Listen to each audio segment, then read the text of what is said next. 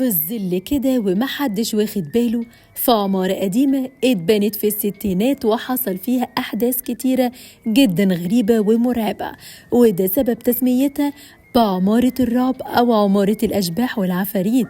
العمارة دي اسمها عمارة رشدي وموجودة في اسكندرية. الحكاية بدأت سنة 1961.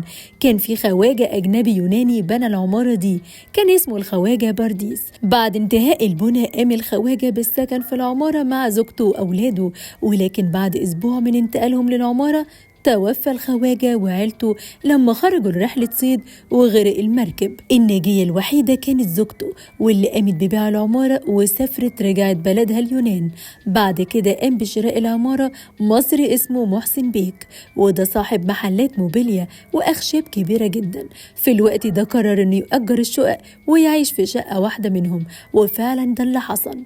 العمارة كانت مكونة من 5 أدوار. محسن باشا أجر كل دور، وكانت عائلة الأستاذ ظريف هم اللي قاموا باستئجار الدور الأول. وبعد يومين بالظبط من انتقال أستاذ ظريف للبيت حصل حريق كبير جدا في الشقة، وما حدش عارف ليه أو إزاي، وكانت من خسائر الحريق هو موت الأستاذ ظريف وتدمير الشقة بكل ممتلكاتها. بعد كده كرهت عائلة الأستاذ ظريف الشقة فقرروا يبيعوها وسابوا المكان على طول. أما الدور التاني فكان من نصيب دكتور حب يحولها لعيادة خاصة بيه، وفعلا قام بتجهيزها، وكان باقي يومين على افتتاح العيادة. وفجأة قبل الافتتاح بيومين يتوفى الدكتور في حادثة عربية، كان بيعدي الشارع وجت عربية وخبطته وتوفى قدام العمارة. أما الدور الثالث والرابع فخدته شركة أجنبية كبيرة جدا باستئجارها، وزي المتوقع بعد مرور أسبوع فجأة وبدون مقدمات تنهار الشركة وتتعرض لخسارة مالية ضخمة جدا أدت إلى إفلاسها، واضطر صاحبها لاستدانة علشان يعوض خسارته ولرد ديونه، ولكن مفيش فايدة، وكان معرض للحبس. فقام بشنق نفسه علشان ما تحملش الخسارة.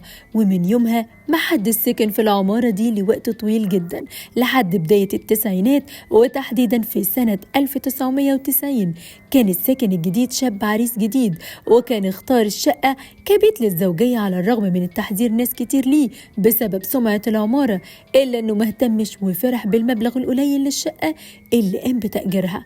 والأغرب إنهم بعد ما خلصوا تشطيبهم للشقة حضر العريس لاستلامها فلقى بقع حمراء على الحيطان، ولكنه مهتمش لأن الفرح كان بعد ساعات. وفي نص الليل حضر العريس وعروسة بعد الفرح ودخلوا الشقة، وبعد دقايق فوجئوا سكان الشارع والعمارات اللي في الشارع بوجود العريس والعروسة في الشارع نايمين ومغمى عليهم، نايمين عريانين. بعد انتشار الكلام عن عمارة رشدي في اسكندرية قرر مجموعة من الشيوخ إنهم يروحوا العمارة ويساعدوا أهل المنطقة علشان يتخلصوا من الجان اللي فيها. واحد من المشايخ اقترح إنه يحاول يخرج الجان من المبنى والسكن فيه، وفعلا دخل العمارة وحاول يعد لمدة 6 أيام، لكنه خرج في اليوم ال7 وعلى وشه علامات الخوف والرعب، ومات على طول بأزمة قلبية من غير ما يقول كلمة واحدة عن أي حاجة شافها جوه العمارة. شيخ تاني قال إنه حاول دخول العمارة إلا إنه ملقاش السلم اللي يطلع عليه، السلم اختفى. شيخ تالت لقى السلم بس ملقاش أبواب شقق العمارة،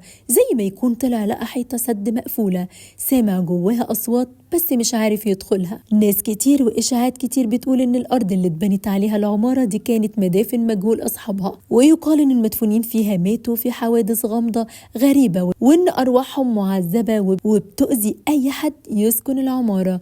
وفضلت العمارة دي كده لفترة طويلة لحد ما جت شركة مقاولين كبيرة واشترت العمارة وقامت بهد العمارة وبنت مكانه برج كبير جدا، برج سكني وشركات كمان، والبرج كان أسطوري في البناء والتنفيذ. وللآن ما جاتش أي شكوى أو حادثة غريبة منه ولا أي حد ساكن فيها. لو سمعت أي قصة عن عمارة رشدي أو لو أنت من اسكندرية شاركنا رأيك في الموضوع.